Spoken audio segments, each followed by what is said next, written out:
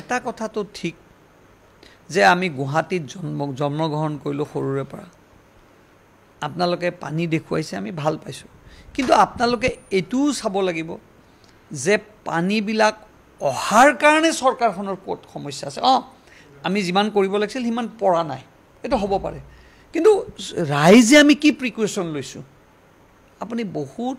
নলা নৰ্দমাত যাওক মানুহে জাবৰ তাতে পেলায় তে আমি এইবিলাক চিন্তা কৰিব নালাগিছিল নেকি এই ৰাস্তাৰ ওপৰে ওপৰে যে ছাদ হাউচবিলাক কৰিছে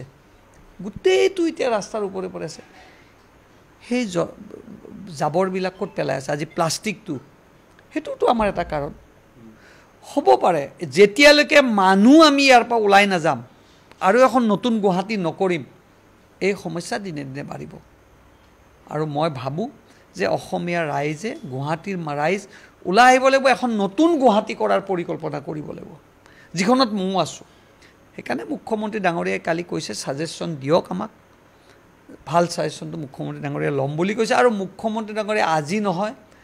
GMD মন্ত্ৰী থাকোঁতে মুখ্যমন্ত্ৰী ডাঙৰীয়াই এই ফ্লাডৰ এগেইনষ্টত বহুত তেওঁ চেষ্টা কৰিছিল এটা সময়ত তেওঁ বহুত ব্ৰিজবিলাক ভাঙি পেলাইছিল মই প্ৰমাণ আছোঁ গুৱাহাটীৰ বহুত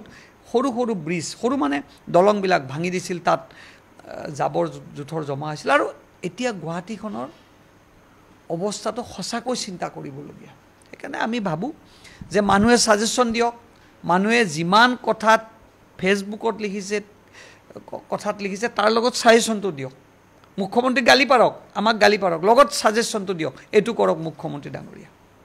একো নালাগে আপোনালোকে এবাৰ মেঘালয় পাহাৰকেইখন চাই আহকচোন আমাৰ একদম বৰ্ডাৰত লাগি থকা কি অৱস্থা আপোনালোকে চাওক আজি USTMৰ কথা কৈছে USTM এটাতো উদাহৰণ দিছে মুখ্যমন্ত্ৰীয়ে সেনেকুৱা কিমান USTM আমাৰ দাঁতিতে লাগি আছে সেইকাৰণে কৈছোঁ যে মুখ্যমন্ত্ৰী ডাঙৰীয়া আজি নহ'লে যোৰাবাটৰ সেই অঞ্চলত পানী কিয় হয় আগতেতো কেতিয়াও নহৈছিল সেইকাৰণে যিখন চৰকাৰে 15 বছৰ শাসন কৰিলে সেইখন চৰকাৰে আমাক সমালোচনা কৰিলে আমি কেতিয়াও গ্ৰহণ কৰিব নোৱাৰোঁ আজি জাতীয় সংগঠনে কৈছে আজি আম নাগৰিকে কৈছে আমি একচেপ্ট কৰিম যিখন চৰকাৰে 15 বছৰ অসমত শাসন কৰিলে যিজন মুখ্যমন্ত্ৰী তদানীন্তন মুখ্যমন্ত্ৰী তৰুণ গগৈ দিনটোত 20টা মানুহ লগ কৰিছিল মইতো নিজে প্ৰমাণ আছোঁ পাহাৰৰ পৰা তেওঁ নমা নাছিল সেইজন মুখ্যমন্ত্ৰী লৰাই যদি আজি মুখ্যমন্ত্ৰীক সমালোচনা কৰে আমি কেতিয়াও সহ্য কৰিব নোৱাৰোঁ এইজন মুখ্যমন্ত্ৰী ডক্টৰ হিমন্ত বিশ্ব শৰ্মা ডাঙৰীয়া বাস্তৱত কাম কৰি আছে আৰু সেইকাৰণে আপুনি চাব এটা সময় আহিব মানুহে চিন্তা কৰিব যে হয় এজন বাস্তৱত ৰূপায়ণ কৰা মুখ্যমন্ত্ৰী আমি পাইছোঁ